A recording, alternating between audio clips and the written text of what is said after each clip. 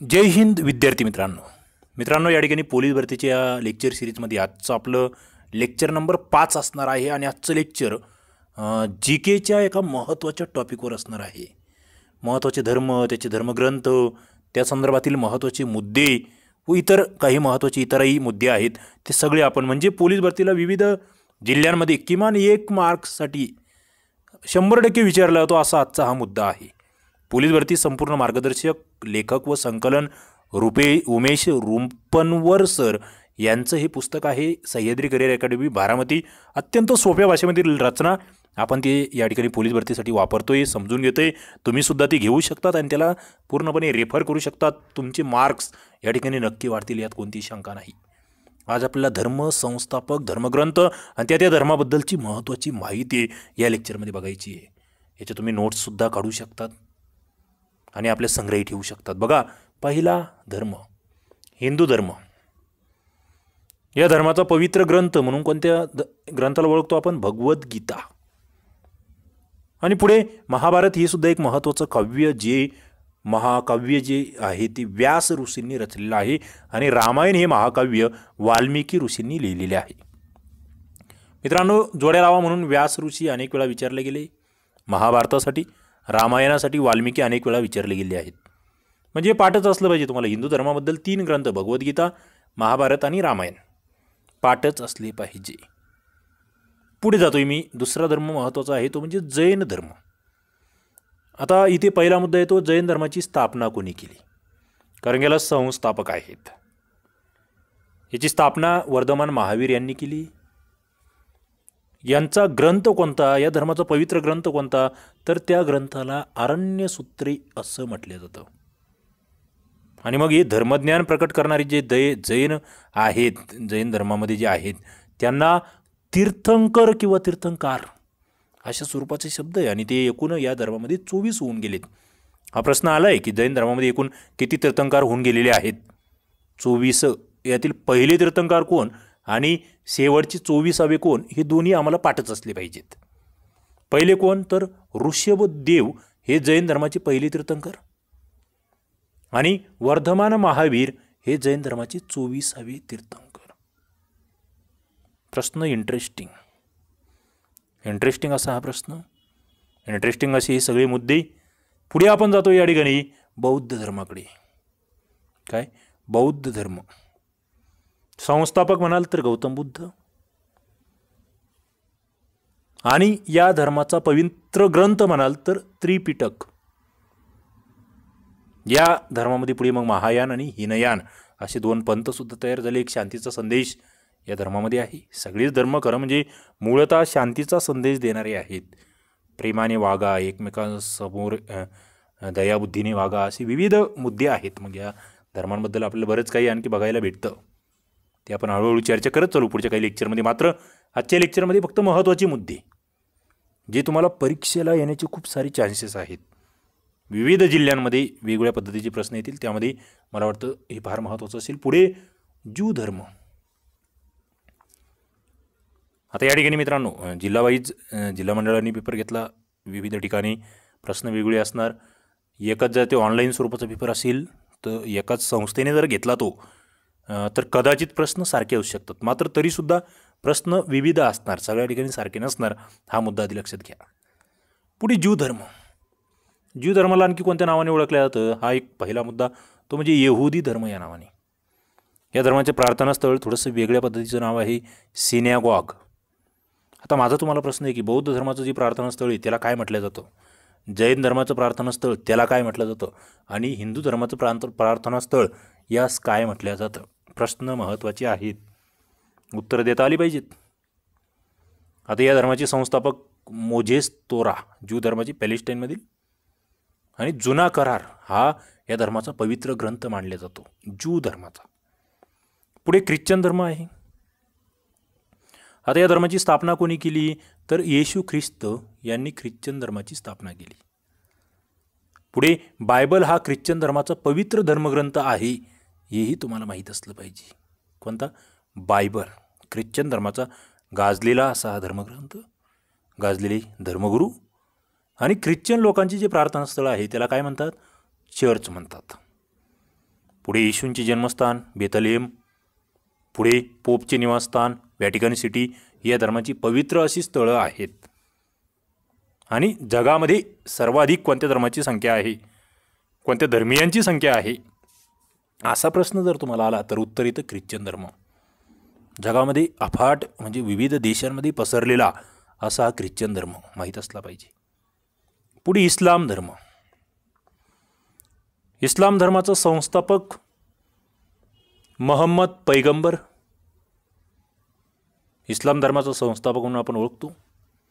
इस्लाम धर्माची जी प्रार्थनास्थळ आहे त्यास आपण मशीद असं म्हणतो.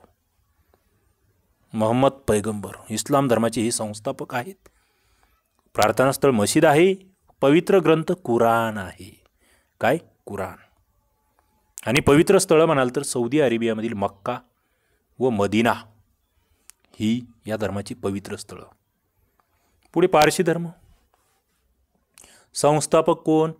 झरथुष्ट्र हे पारशी धर्माचे संस्थापक.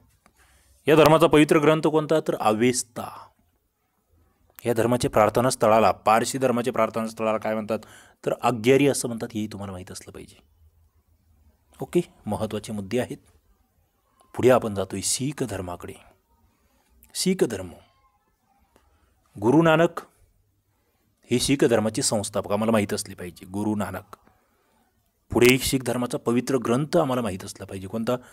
गुरु ग्रंथ साहिब असंही म्हणतात त्याला. ग्रंथ साहिब एवढं आपण लक्षात ठेवू.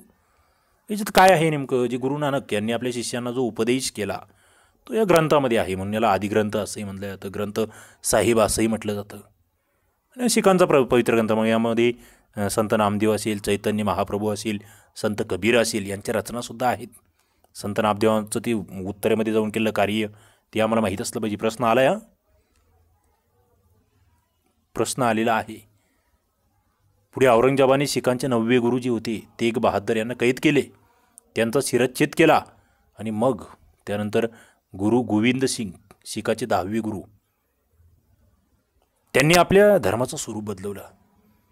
त्यांनी लढाऊ शीख जे तरुण आहेत त्यांचं एक दल उभं केलं ज्याला खालसा दल म्हटलं गेलं. नांदेड येथे लक्ष्मणदास हा गुरु गोविंद सिंग यांचा शिष्य आला.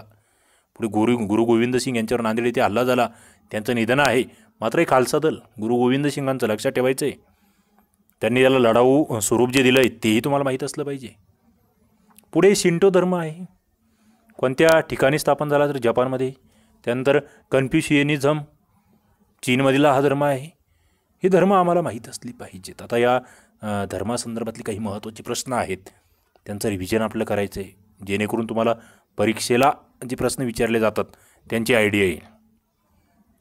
बघा, पहिला मुद्दा, इतिहासाचा जनक म्हणून कोणाला ओळखलं जातं? उत्तर आहे हेरोडोट्स किंवा हेरोडोटस असंही त्याला म्हटलं जातं. जैन धर्माचे 24वे तीर्थकार कोण? आपण बघितलंय. उत्तर तुमचं चुकणार नाही मला वाटतं याच्या पुढे कधीच. वर्तमान महावीर. मग माझाही ते प्रश्न आहे, पहिले तीर्थकार कोण किंवा पहिले तीर्थंकर कोण?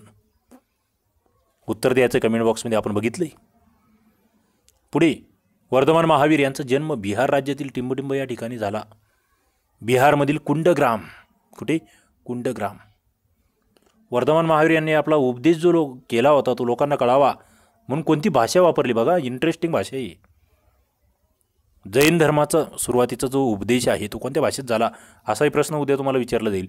उत्तर काय आहे? अर्धमागधी भाषा. पुढे गौतम बुद्धांचा जन्म नेपाळमधील टिंबटिंब येथे झाला. लुंबिनी. गौतम बुद्धांबद्दल बोलतोय मी. गौतम बुद्धांनी कोणत्या धर्माची स्थापना केली? मला वाटतं तुम्हाला वेगळं सांगायची गरज नाही आहे. गौतम बुद्धांनी आपला उपदेश सर्वांपर्यंत पोहोचावा म्हणून कोणती भाषा वापरली? बघा, लोकभाषेचा वापर. लोकभाषेचा वापर हे नीट लक्षात ठेवायचं तुम्हाला. जैन धर्म अर्धमागधी भाषा. बौद्ध धर्म पाली भाषा. इंटरेस्टिंग आहे.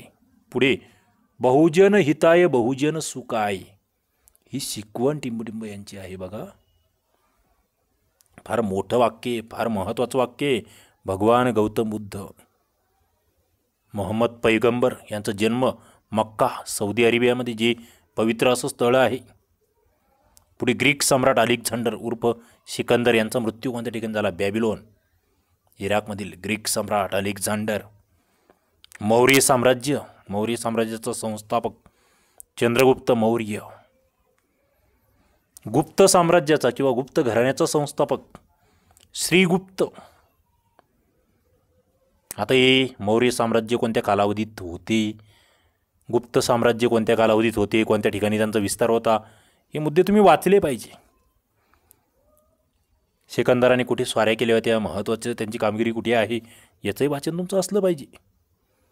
पुढे दक्षिण भारतातील जो चोळ घराणं आहे याचे संस्थापक कोण? दक्षिण भारतातील चोळ घराण्याचा संस्थापक विजयालय। कोण? विजयालय। पुढे दुसऱ्या चंद्रगुप्ताच्या काळामध्ये टिंबटिंब हा चीनी प्रवासी होता जो भारतात आला। कोणता? फाहियान। फाहियान हा चीनी प्रवासी आहे जो भारतात आलाय। भारतामध्ये आलेले इतरही काही प्रवासी आहेत। हा दुसऱ्या चंद्रगुप्ताच्या काळातला विचारलाय फाहियान। आणखी कोणता चीनी प्रवासी होता जो भारतात आला होता, ज्याने इथे लिखाण केलं, इथं त्याच्यावर जाऊन उत्तर तुम्हाला सांगता आले पाहिजे। ते उत्तर आपण हे अभ्यासलेलं आहे। जो प्राचीन मध्ययुगीन भारताचा इतिहास आपण बघितला आहे आपल्या यूट्यूब चॅनलला, व त्याची काही लेक्चर्स उपलब्ध आहेत। आपले STRCP ॲप्लिकेशनला प्राचीन आणि मध्ययुगीन भारत जो आहे त्याच्यावरती सेपरेट लेक्चर सिरीज, त्याचा तो कोर्स अव्हेलेबल आहे। अत्यंत माफक शुल्कात त्या ठिकाणी ते आहे, तुम्ही तिथे भेट देऊ शकतात। आणि पोलीस भरतीचे तर संपूर्ण आपण मराठी व्याकरण, GK, गणित बुद्धिमत्ता याचा संपूर्ण कोर्स एकत्रित पोलीस भरती 2021 म्हणून आपल्याकडे अव्हेलेबल आहे ॲप्लिकेशनला। तिथे जाऊन तुम्ही भेट देऊ शकतात त्या कोर्सला, त्याच्यातले डेमो लेक्चर्स बघू शकतात। आणि पुस्तक तर तुमच्यासोबत आहेच। ही पुस्तक तुम्ही नक्कीच संग्रही ठेवू शकता, त्याच्यातून अभ्यास करू शकतात। खूप सारा फायदा याच्यातून तुम्हाला होईल, यात कोणतीही शंका नाही। दक्षिण भारतातील चोळ घराणं संस्थापक विजयालय। पुढे दुसऱ्या चंद्रगुप्ताच्या काळामध्ये टिंबटिंब हा चीनी प्रवासी होता जो भारतात आला होता, फाहियान। सातवाहन घराण्याचा संस्थापक म्हणून कोणाला ओळखलं जातं? सिमुक यांना। कोणाला? सिमुक, सातवाहन घराण्याचे संस्थापक। पुढे सातवाहनाच्या राजधानीचे केंद्र काय होते? प्रतिष्ठान, पैठण। सातवाहनाच्या राजधानीचे केंद्र पैठण कोणत्या जिल्ह्यामध्ये आहे? प्रतिष्ठान, महत्त्वाचं आहे राजधानीचे केंद्र। पुढे वाकाटक घराण्याचं संस्थापक विंध्य शक्ती। हे वाकाटक घराणं कोणत्या ठिकाणी होतं? प्रश्नाचे उत्तर लगेच असं आठवलं पाहिजे की वाकाटक या ठिकाणी विस्तार होता। बदामीचं चालुक्य आहे, मूळ पुरुष जयसिंह। राष्ट्रकूट घराण्याचं संस्थापक दंतीदुर्ग राष्ट्रकूट, फार महत्त्वाचं आहे। यांच्या काळामध्ये फार महत्त्वाचे कार्य झालेत। काय काय घडलं राष्ट्रकूटांच्या काळात, राष्ट्रकूटांचा कालावधी काय आहे माहीत असलं पाहिजे। गोंड, गोंड घराण्याचा संस्थापक कोलभील, गोंड घराण्याचा। पुढे या वेदामध्ये निसर्गातील विविध शक्ती, त्यांना देवता मानून त्यांची स्तुती गाणारी कवनं आहेत। कोणता वेद? ऋग्वेद। पुढे वेरूळ येथील कैलास मंदिर टिंबटिंब या राष्ट्रकूट राजांनी बांधले। कृष्ण प्रथम हा राजा आहे तो, ज्याने वेरूळ येथील कैलास मंदिर बांधलं। कृष्ण प्रथम राष्ट्रकूटांच्या काळात झालं हे कैलास मंदिर। इंटरेस्टिंग आहे। कैलास मंदिर दगडामध्ये कोरलेलं। पुढे 1 ते 9 आणि 0 या संख्यांचा सर्वप्रथम वापर कोणत्या देशातील लोकांनी केला आहे? भारतीयांनी, अभिमानास्पद। या वेदामध्ये यज्ञाविषयी माहिती आहे। कोणता? यजुर्वेद। एकूण किती वेद आहेत हा प्रश्न माझा तुमच्यासाठी, एकूण किती वेद आहेत? वेद किती? पुढे ऋग्वेदातील काव्याचे तालसुरात गायन कसे करावे?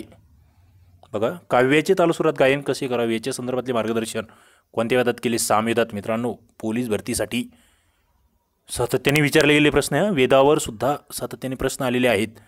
आणि हे जर तुम्ही पुन्हा पुन्हा हे लेक्चर व्यवस्थित जर करून या ठिकाणी त्याचे नोट्स काढल्या तर मला वाटतं तुम्हाला खूप फायदा याचा होईल। आणि पुस्तक तुम्ही ते वाचून त्याच्याकडे अंडरलाईन करून ठेवले महत्त्वाचे मुद्दे, तरही खूप फायदा तुम्हाला होणार आहेत। पुढे सामवेद हा भारतीय टिंबटिंबाचा पाया मानला जातो। कशाचा? संगीताचा। कोणता? सामवेद। टिंबटिंब या वेदामध्ये तत्त्वज्ञानाबरोबरच दैनंदिन जीवनातील अडचणी, संकटे, पीडा यावर उपाय सांगितलेले आहेत। कोणता वेद? अथर्ववेद। पुढे वेदामधील टिंबटिंब हा सर्वात जुना व पहिला ग्रंथ। वेदामधील सर्वात जुना आणि पहिला ग्रंथ कोणता? ऋग्वेद, माहीत असलं पाहिजे। भारतीय वैद्यकशास्त्र ज्याला काय म्हटलं जातं? आयुर्वेद भारताचं वैद्यकशास्त्र आहे। बिंबिसाराच्या दरबारामध्ये असलेला प्रसिद्ध वैद्य जीवक। मला वाटतं खूपच व्हेरी IMP असे प्रश्न या ठिकाणी काढलेले आहेत, हे आलेच पाहिजेत। इस्लाम धर्माचा पवित्र ग्रंथ कुराण शरीफ कुतुब मिनारच्या कामाला कोणाच्या काळात सुरुवात झाली? कुतुबुद्दीन ऐबक. पुढे दिल्लीचा पहिला सुलतान म्हणून कोणाला ओळखलं जातं? अल्तमश. दिल्लीच्या सुलतानपदी बसणारी पहिली आणि एकमेव स्त्री रजिया सुलतान असंही म्हणतो आपण. मोहम्मद तुगलक यांनी टिंबटिंबचे नाव दौलताबाद असे केले. दौलताचे जुने नाव म्हणूया आपण, काय देवगिरी. पुढे मुघल सत्तेचा संस्थापक बाबर. कधी स्थापना केली मुघल सत्तेची? पानिपतचे 3 युद्ध आहे, त्याच्यातलं बाबरचं ते युद्ध कोणाबरोबर झालं? इंटरेस्टिंग आहे, खाली आला आहे त्याच्या खालचा प्रश्न आहे. 21 एप्रिल 1526ला पानिपतची लढाई आहे. इब्राहिम लोदी आणि बाबर यांच्यामधली. कोण जिंकलंय ती लढाई? मला वाटतं वेगळं विचारायची गरज नाही आहे. पुढे शेहरशाह सुरी. कोणतं नाणं सुरू केलं? रुपया. आग्रा येथे ताजमहल व दिल्ली येथे लाल किल्ला कोणत्या सम्राटाने बांधला? शहाजहान आहे, ज्याने आग्र्याचा ताजमहलही बांधला आणि दिल्लीचा लाल किल्लाही बांधला. पुढे 1556 पानिपतची दुसरी लढाई कोणामध्ये झाली? हेमू आणि अकबर. शिखांचे 10वे गुरु कोण? गुरु गोविंद सिंग.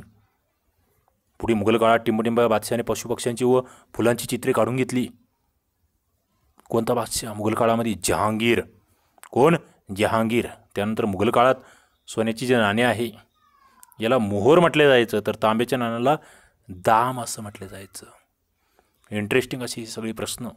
आणि मला वाटतं पोलीस भरतीच्या विद्यार्थ्यांनी हे जर प्रश्न सगळे केले तर आपला स्कोर ते खूप वर घेऊन जातील, हाय लेवलला घेऊन जातील, यात कोणती शंका नाही. आणि मित्रांनो, याला फक्त मेहनत आणि मेहनतच करावी लागणार.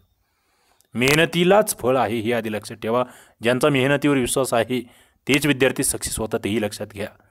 चला, लेक्चर आवडत असतील लाईक करा, आपल्या मित्रांना शेअर करा, घंटीचे बटन दाबा, चॅनलला सबस्क्राईब करा आणि अभ्यास करत राहा. जय हिंद.